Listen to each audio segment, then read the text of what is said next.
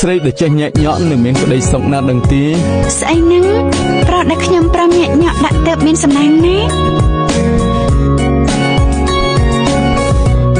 ជាក់ខ្លាំងមែនតើអញ្ចឹងហើយធ្វើឲ្យស្បែករបស់យើងស្ងួតវាពិបាកនៅក្នុងការបដកោសិកាថ្មីមកវិញអញ្ចឹងអ្នកទាំងអស់គ្នាព្យាយាមជំរុញកោសិកាចាស់មួយថ្ងៃយើងធ្វើ2ដងពេលព្រឹក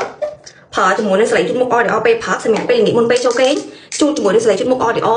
ពេលយប់អ្នកទាំងអស់គ្នាពណ៌ស្វាយនេះគឺសម្រាប់ពេលយប់នេះមើលនេះមករូបគេបាទនៅរូបរបស់គេច្បាស់ចឹងណាអ្នកទាំងអស់គ្នាព្យាយាមជូតវាមួយថ្ងៃជូតតែ2ដងហ្នឹងឯងនិយាយរួមទៅចង់បានមុខស្អាតតោះតែយើងអាសាបន្តិចអ្នកខ្លះគាត់រវល់ដូចខ្ញុំចឹងប៉ុន្តែត្រូវតែឆ្លៀតដូចជាស្ទាយឥឡូវហ្នឹងអ្នកនរគ្នាម៉ោង1ណា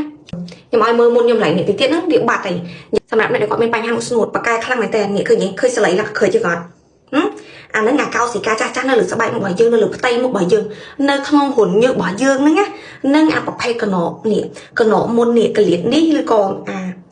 កតិកម្សៅសល់ម្សៅអញ្ចឹងវាមកតាមជាមួយប្រទេសសលៃនឹងហ្មងអាហ្នឹងឯងគឺជាហេតុផលមួយយើងជំរុញកោសិកាចាស់បានល្អបន្តកោសិកាថ្មីវាធ្វើឲ្យមុខរបស់យើងនឹងបាត់ស្នាមបានលឿនគីឡូភ្លឺថ្លាហើយហាប់តឹងណែនពីខាងក្នុងមកហ្មងនេះឃើញអត់